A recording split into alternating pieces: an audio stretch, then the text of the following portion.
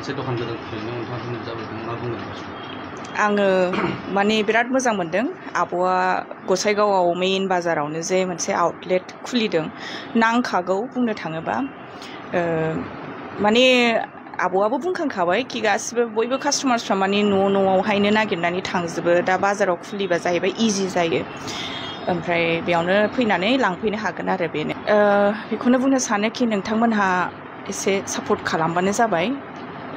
जोंनि मेइन माने जोंनि बड'लेण्डआव जे ब्रेन्डफ्रा जायो बेफोरखौ बांसिन सापर्ट खालाम डुप्लिकेटफोरखौ बांद्राय सापर्ट दा खालाम आं बुंबायानो थाखायो मानो होनबा जों बिराद खस्थ' खालामनानै जोङो मोनसे डिजाइनखौ बानायनो थाखाय बिराद खस्थ' नाङो आरो कालार कम्बिनेशन्स गासिबो माने बिराद क्रिएटिभिटिजों बानायो दा बेफोरखौ जुदि नोंथांमोना सापर्ट खालामोबा जोंहा माने खस्थ' जानोबो हागौ आरो फिउचाराव ओंखायनो नोंथांमोनहा डाइरेक्ट फै हेल' लेडिसावबो फैनो हागोन आरो आब'मोनहा मोनसे ब्रान्चबो खुलिगासिनो बङाइगावआवबो बे ब्रान्चआबो थाबैनो माने खुलिगासिनो बेयावबो नोंथांमोनहा लांफैनो हागोन आरो नोंथाङा बिबारनि अनार जानानै दा बिबारा माबायदि सोलिदों माबायदि डिजाइन बानायदों दा बिराद मोजां डिजाइन्स फैगासिनो जेखौ आङो माने दुर्गा फुजानि सिगां लन्च खालामगोन माखासेखौ आं एडभार्टाइज होगोन खिन्थु बांसिनखौनो एडभार्टाइजमेन्ट होआ देग्लाय मानो होनबा बिराद डुप्लिकेट जायो आं दिनै देखायबा गाबोननो बियो डुप्लिकेट जानानै हाजार पिस ओंखारगोन ओंखायनो आं बांसिनखौनो एडभार्टाइजमेन्ट होआ देग्लाय एसे आलदा बानायगोन बिजनेसखौहाय जेब्लायबो माने सोलायनांगौथ' ओंखायनो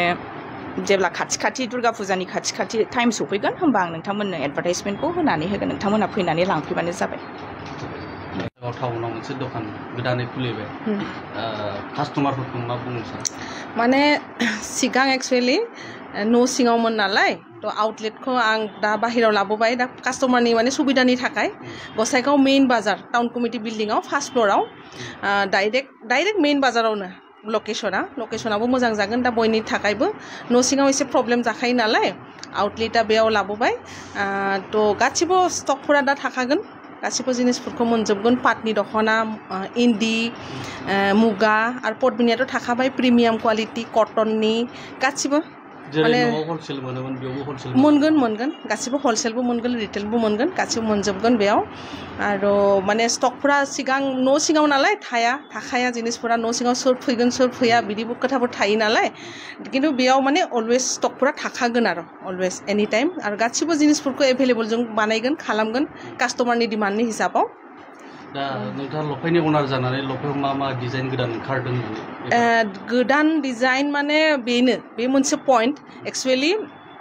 जोंना डिजाइनफोरा बिराद डुप्लिकेट जायो थाब थ' ओंखायनो आउटलेटखौ बाहेराव ओंखायनो आं लाबोनाय जादों आरोखि माने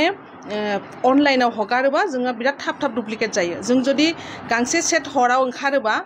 मालाय बाहेरानिफ्राय हारसाफोरनिफ्राय हाजार पिस माने हाबखायो आरोखि बाजाराव ओंखारखायो बे बिराद प्रब्लेमाव दङ जों बिबार लफाय FNF बयबो डुप्लिकेटनि थाखाय जोंना बिजनेसा बिराद प्रब्लेम जादों दा थ'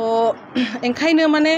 जोंनाव बेयाव गोदान डिजाइन मोनसे बिराद खस्थ' खालामनानै जों मोनसे डिजाइन दिहुनखायो कालार कम्बिनेसन मिलायखायो लकेल हरावनो डुप्लिकेट बे मोनसे बिराद गिदिर फेक्टराव जों गोलैनानै दङ ब्रेन्डफोरा थ' ओंखायनो माने आनकमन माखासे डिजाइन क्रिएटिभिटि माखासे थायो नालाय हर सान साननानै माबा मोनसे साननानै दिहुनो खस्थ' खालामनानै मालायफोरासो माने हाजार पिस दिहुननानै लाबफोरा बिसोरसो मोनजोबखायो बिराद दुखु मोनो आरो बेखौ नुबालाय जाखायो उफाय गैला मा खालामबावनो नोंथांमोननि ब्रेन्डखौहाय डुप्लिकेट दिहुनग्राफोरनिखौहाय नोंथाङा मा बुंनो हास्थायो मा बुङो माने बेखौ बुंनानैथ' जेबो लाब गैया जेबो आयेनबो गैया बिदि मा खालामबावनो कास्टमार सापर्ट खालामबानो जायो जोंखौ कास्टमारनि अननाय सापर्ट मोनबानो जों हेपि आरो बेनि थाखाय सापर्ट खालामोबा माने जोंनि वेबिंआनो माने उनावहाय माने खस्थ' जागोन आरो ना सालायनांगौ बे समाव मार्केटआ माबायदि दाथ' अफ सिजना दाल सिजन दा आगस्तनिफ्राय दुर्गा फुजानि सिजना नांखागोन दा बेनि थाखाय जों प्रिपेरेसनाव दङ बिबार लफाय बयबो माने गोदान डिजाइन गोदान कालारफोरनि थाखाय थ' ओंखायनो डाइरेक्ट दखानाव फैनानै लाबोबा कास्टमारनि थाखाय बांसिन मोजां जागोन आरोखि ना नोंथांनि दखानाव मा ब्रेन्डनि सि मोनगोन दा FNFआथ' न' खाथियावनो थाबाय नालाय ओंखायनो बेयाव बिबार आरो लफाय एभेलेबल थागोन आंनि दखानाव बिबारबो थागोन लफायबो मोनगोन दा माइदि बिदन गासिबो थागोन आरोखि लकेल दख'नाफोरबो लकेल दानायफोरा आर'नाइ गामसा गासिबो थागोन आरो बेनो आरोखि फुजानि थाखाय जों प्रिपेरेसनाव दङ गोदान डिजाइननि थाखाय थ' ओंखायनो अनलाइनाव आं बारा माने स्वाप खालामा ना नेक्स्ट दखानावनो फैदो बयबो